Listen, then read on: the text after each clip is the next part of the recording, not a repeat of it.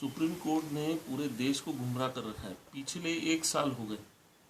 पिछले नवंबर में केंद्र सरकार ने कॉलेजियम सिस्टम को निरस्त किया था सुप्रीम कोर्ट के। आज 1 साल से ऊपर हो गया, एक जज की नियुक्ति नहीं हुई देश में। पूरी न्याय प्रणाली बिल्कुल चौपट हो गई है, नेस्ताबूद हो गई है। जब आदमी को न्याय नहीं मिलेगा तो नक्सली गतिविधियों की ओर ही जाएगा। देश में आतंकवाद और नक्सली गतिविधियां इसीलिए संचालित हो रही हैं कि सुप्रीम कोर्ट ना तो केंद्र सरकार की मानती है और ना ही खुद के आदेशों को मानती है। अरे खुद के आदेशों को मान ले तो भी बहुत अच्छी बात है, ये क्या लड़ाई? खुद के आदेश को न मानना मतलब कौन सा अपराध? केंद्र सरकार ने जब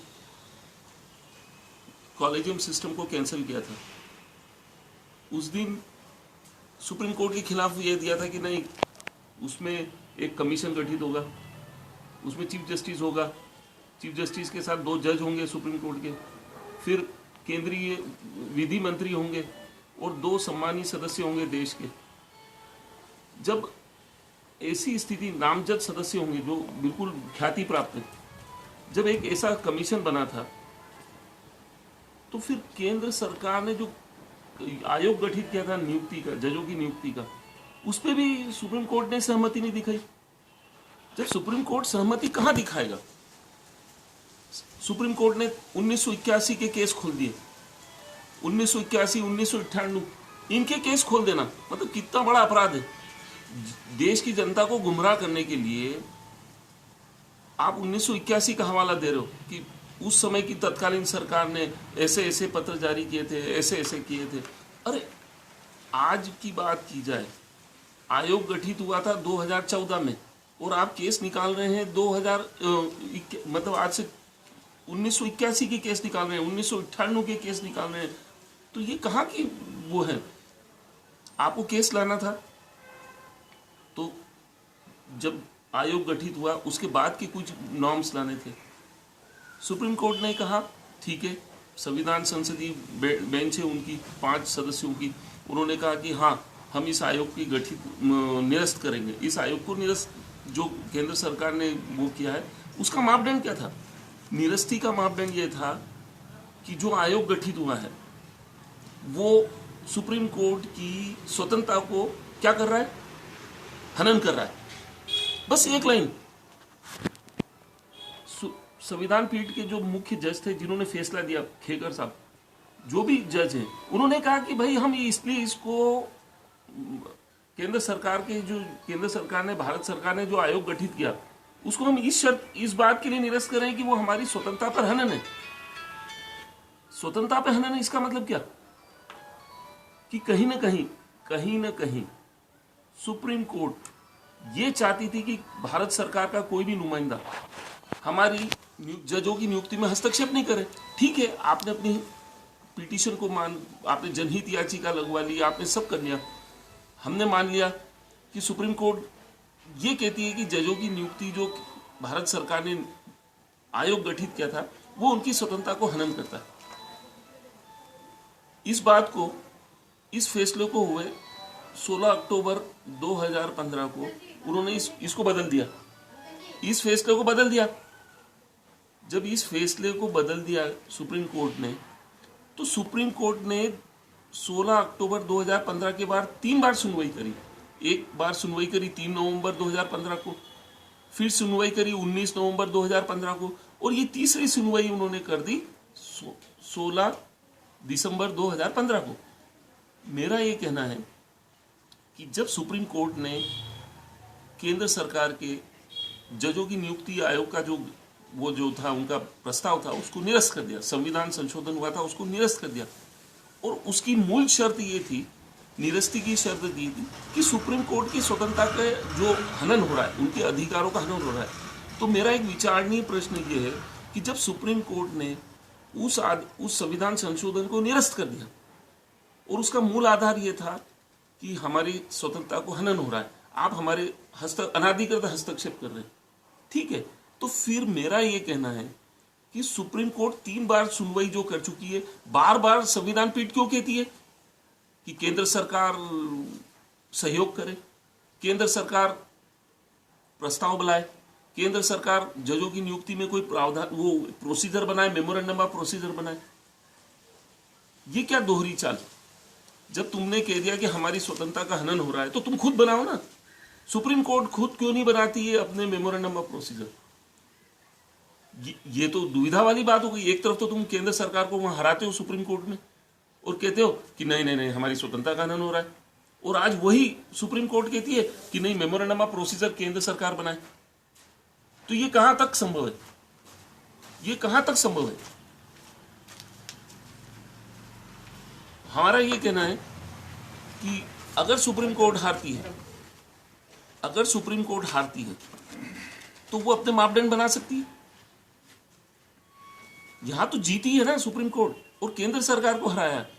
अरे पूरे विश्व का न्याय है कि अपील कौन करता है? हारा हुआ अपील करेगा। यहां केंद्र सरकार तो गई नहीं ना सुप्रीम कोर्ट में, जजों के बार एसोसिएशन और वो सब गए उसके खिलाफ। क्यों जाएगी केंद्र सरकार सुप्रीम कोर्ट में? वो तो जीती हुई थी, वो जीता हुआ पक्षकार था। हारा हुआ पक्षकार तो सुप्रीम कोर्ट था, और सुप्रीम कोर्ट ने तथाकथित जजों को खड़ा, तथाकथित वकीलों को खड़ा करके केंद्र सरकार के विरुद्ध खड़ा कर दिया।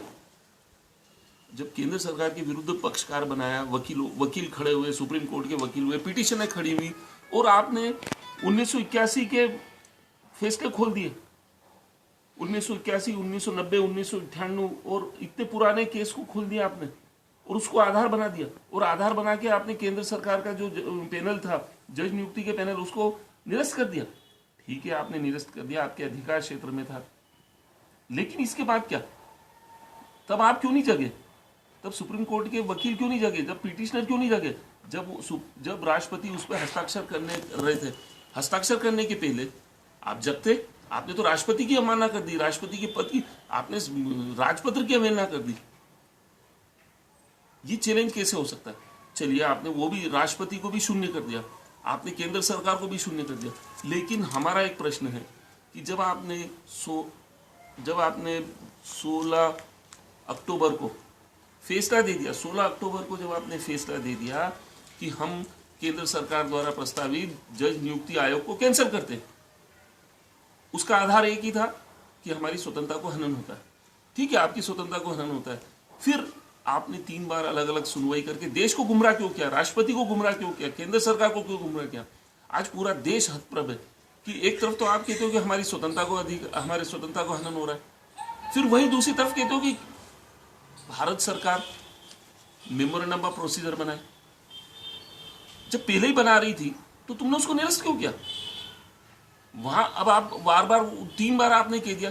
आज आप कह रहे हैं, संविधान पीठ कह रही है कि चीफ जस्टिस को सहयोग दे, चीफ जस्टिस को भारत सरकार सहयोग दे। क्यों देगी? संविधान पीठ ने जब केंद्र सरकार को वहां हरा दिया, हारा हुआ पक्षकार कभी मदद करेगा क्या? आपने तो उसकी न्याय प्रणाली को चुनौती दे दी, आपने भारत के राष्ट्रपति को चुनौती दे दी, आपने भारत के राष्ट्रपति को शून्य कर दिया। मतलब इस देश में भारत का राष्ट्रपति बिल्कुल शून्य, मतलब यह हो गया कि तथ्यविहीन हो गया, अर्थविहीन हो गया, उसकी कोई वो नहीं, सिर्फ नाम का है वो रबर स्टैम्प। जब सुप्रीम कोर्ट राष्ट्रपति को हरा रही है, राष्ट्रपति के आदेश को चुनौती दे रही है, भारत सरकार को चुनौती दे रही है, तो इसका मतलब क्या हुआ कि वो क्या तानाशाही हुई? और तानाशाही प्रक्रिया जिस तरीके से हो रही है, उससे ऐसा लगता है कि पूरे देश गुमराह हो रहा है। आज 1 साल से ऊपर हो गया है, एक जज की नियुक्ति नहीं हुई। जब जज की नियुक्ति नहीं हुई तो न्याय क्या मिलेगा? रोज असंख्य, रोज केस पे केस दर्ज हो रहे हैं, लेकिन जज वही की वही। देश को गुमराह क्यों कर रही है सुप्रीम कोर्ट? जब आपको ने अपना अधिकार ले लिया कि नहीं, कॉलेजियम सिस्टम सही है, तो आप नियुक्ति करिए ना। कहां भारत सरकार चुनौती दे रही है? कौन देश का याचिकाकर्ता चुनौती दे रहा है? किसी आदमी ने चुनौती नहीं दी। भाई आपका अधिकार है, आप कहते हो कि नहीं, हमारे स्वतंत्रता को चुनौती न दें। ठीक है, जब आपको अधिकार मिल गया तो आप नियुक्ति करके दिखाए ना। फिर आप बार बार जिस बेंच के जज ने फैसला दिया संविधान पीठ के, वही जज कह रहा है बार बार कि केंद्र सरकार हमें सहयोग करे, केंद्र सरकार मेमोरेंडम ऑफ प्रोसीजर बनाए।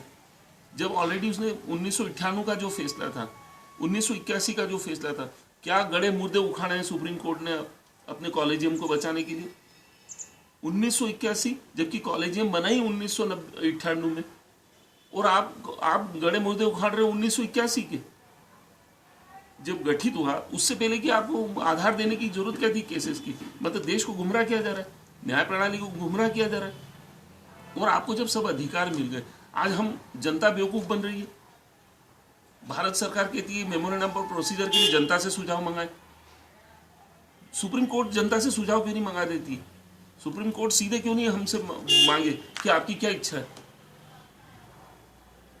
ये तो दुविधा वाली स्थिति है। देश में न्याय पूरी तरीके से बिखर चुका है और इसके जिम्मेदार खुद सुप्रीम कोर्ट है। ऐसा लगता है कि सुप्रीम कोर्ट जानबूझ के चाहती है कि तानाशाही बने, नियुक्ति हमारी मर्जी से हो। उन्होंने तो बड़ी विडंबना है कि जिस पैनल ने, संविधान पीठ ने फैसला दिया कॉलेजियम को बचाने के लिए, उसमें खुद चीफ जस्टिस नहीं। कितनी विडंबना है कि जिस देश का चीफ जस्टिस देश के संविधान पीठ से अलग है, वो क्या संविधान को बचाएगा? सबसे बड़ी चुनौती तो ये है। और वो संविधान पीठ कहती है कि वो आदेश देती है भारत के चीफ जस्टिस को कि तुम भारत सरकार से मिलकर मेमोरेंडम ऑफ प्रोसीजर बनाओ। ये दिशा निर्देश देती है। कितनी शर्मसार चीज है कि जो संविधान पीठ अपने चीफ जस्टिस की इज्जत नहीं रख सकती, अपने भारत सरकार के चीफ जस्टिस का मान नहीं रख सकती, उसको धक्का दे रही है कि तुम जाओ भारत सरकार पर। इधर तो फैसला दे रही है भारत सरकार के खिलाफ। भारत सरकार को कह दिया कि तुम्हारा नियुक्ति आयोग कैंसिल, हमारा कॉलेजियम रहेगा। ठीक है, जब तुम्हारा कॉलेजियम रहेगा तो उसमें कॉलेजियम के अंदर कौन है? Chief justice of India. Chief justice of India को प्रमुख भूमिका निभानी है और आप उसी चीफ जस्टिस को कहते हो भारत सरकार के पास जाए और उसको सहयोग करे, भारत सरकार से सहयोग ले। ये कितनी शर्मसार बात है कि सब देश की जो सुप्रीम कोर्ट की संविधान पीठ है वो खुद लज्जित कर रही है देश के supreme court chief justice of India को। गर्द से मर जाना चाहिए chief justice supreme court of India को। वो क्यों जा रहा है फिर भारत सरकार के पास, जब उसको अधिकार दे दी सुप्रीम कोर्ट की संविधान पीठ ने कि नहीं कॉलेजियम सही है? तो कॉलेजियम को उसका उपयोग करे ना, कॉलेजियम को क्रियान्वित करे ना। कहाँ जरूरत है उसको मेमोरेंडम ऑफ प्रोसीजर के लिए भारत सरकार के पास फिर जाने की? अगर भारत सरकार के पास जाने की सुप्रीम कोर्ट की संविधान पीठ कह रही है, लिखित में आदेश दे रही है कि भैया चीफ जस्टिस ऑफ इंडिया के साथ मिलकर सहयोग करें, मेमोरेंडम ऑफ प्रोसीजर बनाए। हारा हुआ व्यक्ति क्यों बनाएगा? वो क्यों सहयोग देगा सुप्रीम कोर्ट को? जब तुमने कह दिया कि हमारे हस्तक्षेप है, हमारे न्यायिक अधिकारों पर स्वतंत्रता पे हस्तक्षेप है, तो वो क्यों तुम्हारे को हस्तक्षेप में तुम उससे मांग रहे हो? जानबूझ के तुम कहते हो, एक तरफ फैसला देते हो कि हमारे न्यायिक अधिकारों में हस्तक्षेप है, वहां तुम कह रहे हो कि नहीं, हारे हुए आदमी को तुम कहते हो कि नहीं तुम हमको सहयोग करो। ऐसे कैसे संभव है? एक ही जज दो बात कैसे कर सकता है? एक ही बात। संविधान पीठ का जो जज है जिसने फैसला दिया वो कहता है चीफ जस्टिस ऑफ इंडिया को कि तुम भारत सरकार के पास जाओ, उससे सहयोग लो, मेमोरेंडम ऑफ प्रोसीजर में उसके साथ जुड़ो। लेकिन यहाँ वो फैसला देता है कि भारत सरकार को हरा दे। तो ये दो चीजें एक साथ एक आदमी फैसला कैसे देगा? क्या वो जो चीफ जस्टिस बनना चाहता है, या वो चीफ जस्टिस ऑफ इंडिया की बेइज्जत करना चाहता है, या वो चीफ जस्टिस ऑफ इंडिया को जल्लित करना चाहता है, लज्जित करना चाहता है? और कॉलेजियम सिस्टम जो है उस सिस्टम को वो खुद ही शर्मसार कर रहा है। तो क्यों ना उसके खिलाफ महाभियोग प्रस्ताव लाया जाए। संविधान पीठ के जो जज है, जिस जज ने ये फैसला दिया कॉलेजियम का कि कॉलेजियम जारी रहेगा और केंद्र सरकार का जो 5 जज हैं उनके खिलाफ महाभियोग प्रस्ताव लाना चाहिए, क्योंकि पूरे देश की जनता गुमराह हो चुकी है, पूरे देश की संसद गुमराह हो चुकी है, राज्यसभा, लोकसभा, और सबसे बड़ी बात न्याय प्रणाली पंगु हो चुकी है, विकलांग हो चुकी है। एक भी नई नियुक्तियां नहीं हो रही हैं। आप आपस में लड़ रहे हैं, फैसला भी दे रहे हैं। कैसा फैसला? हारे हुए आदमी को कहते हो कि आप हमें सहयोग करें, इधर हराते हैं, इधर सहयोग की अपील करते हैं और इधर जजों की नियुक्ति नहीं करते हैं। तो इसका मतलब है कि आपका कॉलेजियम सिस्टम ही खुद ही असफल है। और जो संविधान पीठ बनी हुई है, देश की जो संविधान पीठ है सुप्रीम कोर्ट की, उस पे महाअभियोग प्रस्ताव लगना चाहिए, क्योंकि उसने फैसले देने के बाद 16 अक्टूबर 2015 को जब उसने फैसला दे दिया कि कॉलेजियम सिस्टम जारी रहेगा और भारत सरकार का जो नियुक्ति आयोग है और जो संविधान संशोधन है 99वां संविधान संशोधन, उसको हम निरस्त करते हैं, तो उसके बाद उसको अपनी सुनवाई नहीं करनी थी। 3 नवंबर 2015 की जन सुनवाई अपील जो कोर्ट ने सुनी, 19 नवंबर 2015 की सुनवाई और ये जो अभी 16 दिसंबर 2015 को जो उसने सुनवाई करी सुप्रीम कोर्ट ने और दिशा निर्देश दिए, क्या निर्देश दिए कि chief justice of India Bharat सरकार से मदद मांगे, उनसे सहयोग ले। भाई किस बात का सहयोग? सहयोग का मतलब ये हुआ हस्तक्षेप। एक तरफ कहते हो कि हमें हस्तक्षेप नहीं चाहिए, दूसरी तरफ कहते हो कि हमें हस्तक्षेप चाहिए। तो चीफ जस्टिस दुविधा में, कॉलेजियम सिस्टम पे हास्यास्पद कॉलेजियम सिस्टम हो गया कि संविधान पीठ कहती है कि भाई चीफ जस्टिस ऑफ इंडिया जाए भारत सरकार से सहयोग ले, भारत सरकार सहयोग करे तो हस्तक्षेप नहीं होगा। और संविधान पीठ कहती है नहीं, हमें किसी प्रकार का कोई हस्तक्षेप नहीं चाहिए, भारत सरकार का किसी का भी हस्तक्षेप नहीं, राष्ट्रपति का भी हस्तक्षेप नहीं चाहिए। एक तरफ तुम हस्तक्षेप न होने का आदेश पारित करते हो और फिर अलग से दिशा निर्देश देते हो कि हस्तक्षेप करे और मांगे। तो ये बहुत शर्मसार घटना है। और देश की जो संविधान पीठ है सुप्रीम कोर्ट की, उसमें महाभियोग प्रस्ताव लगना चाहिए। राष्ट्रपति महाभियोग लगाए, संसद महाभियोग लगाए, लोकसभा राज्यसभा से उन पांचों के खिलाफ प्रस्ताव पारित होना चाहिए कि उन्होंने 1 साल तक देश को गुमराह किया और वर्तमान में भी दिशा निर्देश जारी कर रही है। और किससे अपील करवा रही है? हारे हुए भारत सरकार से। तो ये क्या है? क्या मिलीभगत है कि देश की न्याय प्रणाली को एकदम स्तब्ध कर देना, देश की न्याय प्रणाली को चुनौती दे देना, खुद संविधान पीठ सुप्रीम कोर्ट की दे रही है। तो इससे शर्मसार और क्या घटना हो सकती है? पूरी देश की तरफ से मैं 125 करोड़ लोगों की तरफ से अपील कर रहा हूं कि राष्ट्रपति, देश के सांसद, प्रधानमंत्री, लोकसभा, राज्यसभा जितनी भी महाभियोग प्रस्ताव के लिए समर्थन जुटाए। और जो संविधान पीठ है देश की सुप्रीम कोर्ट की, उन पांचों जजों ने जो फैसला दिया, 4-1, जो एक जज जिसने फैसले के विरुद्ध फैसला दिया उसका सम्मान करना चाहिए। चारों जज के खिलाफ महाभियोग प्रस्ताव लाना चाहिए। अगर नहीं होगा तो ये एक प्रकार से दोहरे निर्णय दिए जाएंगे। क्या निर्णय दिया? कैसा निर्णय? एक तरफ आप कहते हो कि हमें भारत सरकार का हस्तक्षेप नहीं चाहिए, दूसरी तरफ कह रहे हो मेमोरेंडम ऑफ प्रोसीजर बना के दें। इसका मतलब क्या है? सीधा सीधा हस्तक्षेप की मांग कर रहे हो, मान्य कर रहे हो उसके हस्तक्षेप को। फैसले में तो कहते हो कि हमें हस्तक्षेप नहीं चाहिए, अमान्य, और इधर उनसे मांग करते हो कि हमें मेमोरेंडम ऑफ प्रोसीजर में सहयोग करें। इसका मतलब हस्तक्षेप तुम उनका मान्य कर रहे हो और देश की जनता गुमराह हो रही है। ऐसे अगर फैसले सुप्रीम कोर्ट अगर देती है तो सुप्रीम कोर्ट शून्य हो जाती है, औचित्यहीन हो जाती है। आज उसके खिलाफ अपील करने कौन जाएगा? इतना महंगा न्याय और खुद ही शून्य। ऐसा लगता है कि सुप्रीम कोर्ट ने अपनी औचित्यता खो दी। और सुप्रीम कोर्ट का जो जज है, संविधान पीठ के जो 4 जज हैं, उन चारों जजों ने मिलकर देश को, न्याय प्रणाली को बिल्कुल अंधा कानून बना दिया। मतलब साबित कर दिया कि देश का कानून अंधा होता है। कैसा? देखिए, वही जज कहता है कि हमें भारत सरकार का हस्तक्षेप नहीं चाहिए, दिनांक 16/10/2015 को कहता है। और वही जज कहता है, 3 अलग अलग दिशा निर्देश देता है तारीखों पे कि नहीं, हमें भारत सरकार का सहयोग चाहिए, हस्तक्षेप मान्य करता है। तो ये प्रक्रिया जो है देश के राष्ट्रपति को देखना होगा। उसने देश के राष्ट्रपति को चुनौती दी, देश की संसद को चुनौती दी, लोकसभा को चुनौती दी, राज्यसभा को चुनौती दी। मेरा ये कहना है, देश का प्रधानमंत्री क्यों चुप बैठा है? क्या जजों से डरता है? क्या जजों की नियुक्ति, या ऐसा हो सकता है कि वो खुद ये प्रक्रिया संचालित करवा रहा हो, या कार्यवाही नहीं हो रही हो? इसमें भूमिका, राष्ट्रपति की भूमिका संदेहास्पद है। राष्ट्रपति, उपराष्ट्रपति, प्रधानमंत्री और खुद चीफ जस्टिस ऑफ इंडिया क्यों लज्जित होना चाहता है? संविधान पीठ की बात क्यों मानता है? जब संविधान पीठ के फैसले को मान्य करना है तो उस फैसले को मान्य करें कि नहीं, हमें कोई हस्तक्षेप की जरूरत नहीं, हम खुद नियुक्ति करेंगे, हम सब कुछ जजों की नियुक्ति में सरकार का हस्तक्षेप मान्य नहीं करेंगे, कोई मेमोरेंडम ऑफ प्रोसीजर नहीं मानेंगे केंद्र सरकार का, हमारा खुद का मेमोरेंडम ऑफ प्रोसीजर रहेगा। 1998 में जब कॉलेजियम को मान्य किया गया था तब मेमोरेंडम ऑफ प्रोसीजर बना हुआ था।